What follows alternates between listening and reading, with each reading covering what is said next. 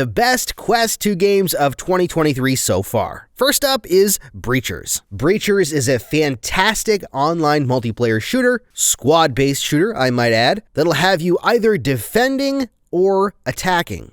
Breachers uses mechanics like rappelling, breaching foam, drones for the attackers, and things like motion detectors, alarms, door blockers for the defenders. I've been playing this game for quite some time since it was in alpha, and it's fantastic. It's got a handful of maps to play on, along with Team Deathmatch if that's more your speed, but honestly, this game plays the best when you're working in a great squad and you are either defending or attacking. I really like attacking because I just love rappelling and swinging my way into these buildings and blowing through the windows. But the gunplay feels great, the visuals are fantastic, and you can just sink hours into this game online if that's your thing. Next up, Survival Nation. If you have not played this game and you like survival RPG games, then I think you'll really like this game. I've been playing a fair share of this game in single player, and it can be played online as well in co-op.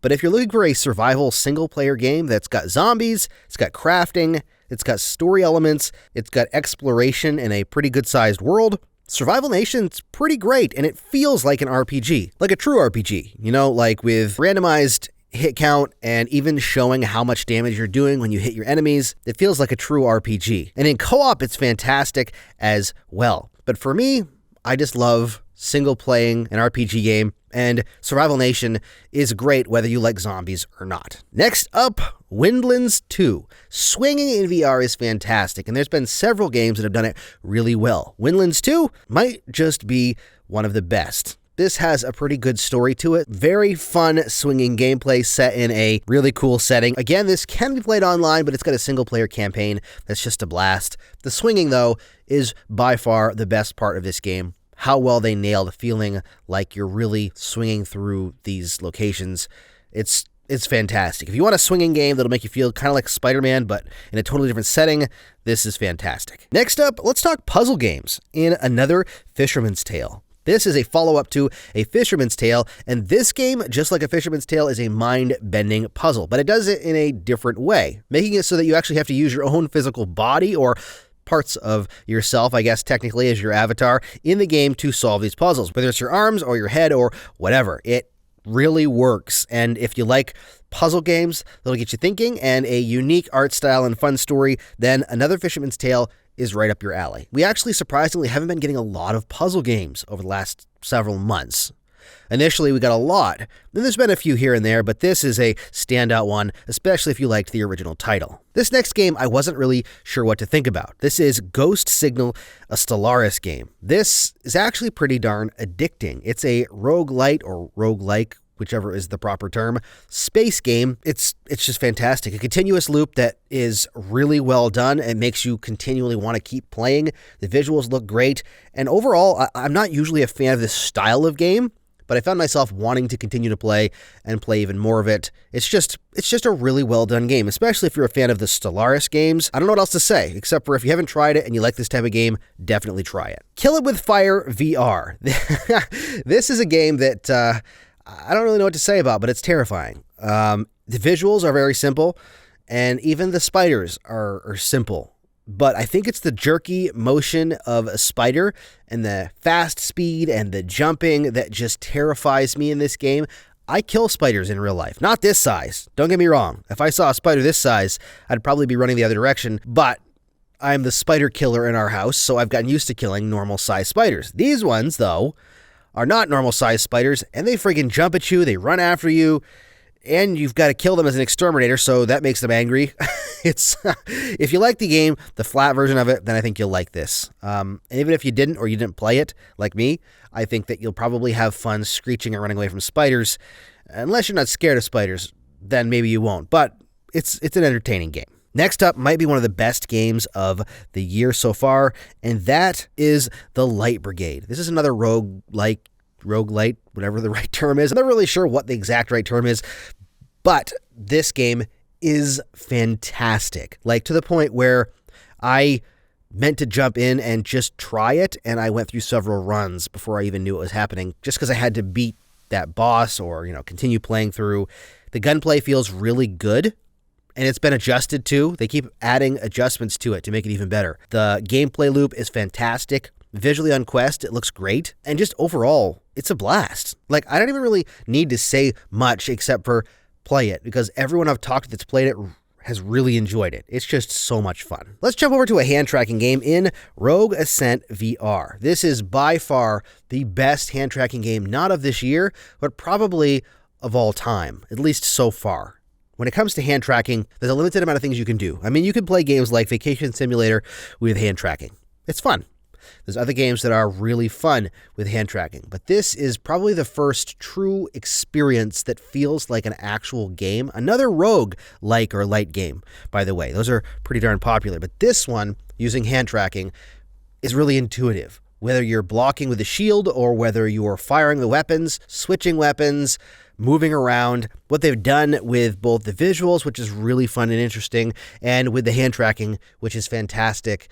It just works, and it works really, really well. So if you're looking for a showcase piece for hand tracking, or you just want to play a really good roguelike game and it happens to use hand tracking, I highly recommend this. I've played this several times. I played it on the channel, and it's just a blast. Now that it's in full release, it's even better. So I definitely recommend Rogue Ascent VR. And the same goes with this game. This is another unique game that is fantastic. Eye of the Temple. Now, this was a PC VR game. I never got around to playing it, mostly because I hoped they would launch a Quest version. Natural locomotion where you walk around your guardian, so you need a little bit of space. But my word, you need like 6 meters by 6 meters, I think is what the space you need. But it feels like you're walking miles when you're playing this game, because you're moving from square to square and it moves you. But it almost tricks your mind into thinking that you've walked farther. The puzzles are really good. The visuals are good. The story is fun. It is creative and unique how well the movement works in this. So if you haven't played it or haven't seen it, I highly recommend checking it out, because Eye of the Temple is by far my favorite true room scale locomotion type game on the Quest.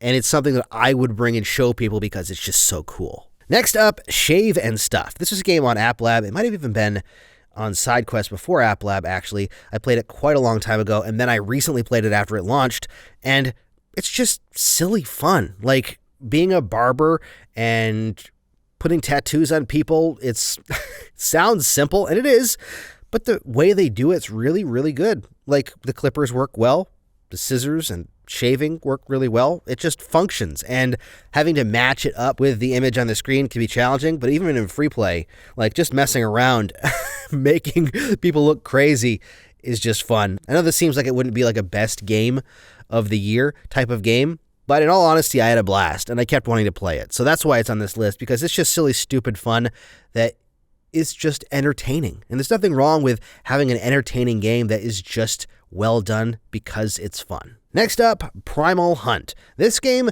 it wasn't exactly what I expected it to be, but it's still really fun. It's still a great dinosaur hunter. Had a lot of mechanics to it, so a lot to remember when I was trying to figure out how to play it. Hunting dinos is hard, and it's scary if you go after the wrong dinosaur. But if you're looking for like a Turok type of game in VR, and if you're a dinosaur fan and you want to hunt dinosaurs in a futuristic type setting, it's really cool. Propagation Paradise Hotel, probably the scariest, best horror style game of the year for me on the Quest. Now, I don't play a lot of these games that are like scary based, but I really wanted to play this one because I knew it was going to be very story based, and that's my thing. I love story based games. A little bit short, like 3 hours, I think long, 2.5, 3 hours long, maybe a little bit longer depending on how you play it and how fast you run through it. But for the price, it's not bad considering how immersive and well told a story is, and it feels like a Resident Evil style game kind of. I think it was fantastic. Creeped me the heck out, but yeah, it's fun. It's great. It's scary, a little bit repetitive here and there depending on what you're doing. Again, moving through the same types of places and searching for different things, but overall, a great zombie horror story-based game. Probably one of my favorite story-based games of the year so far. This next one is a retro gamer's dream. This is a medieval VR.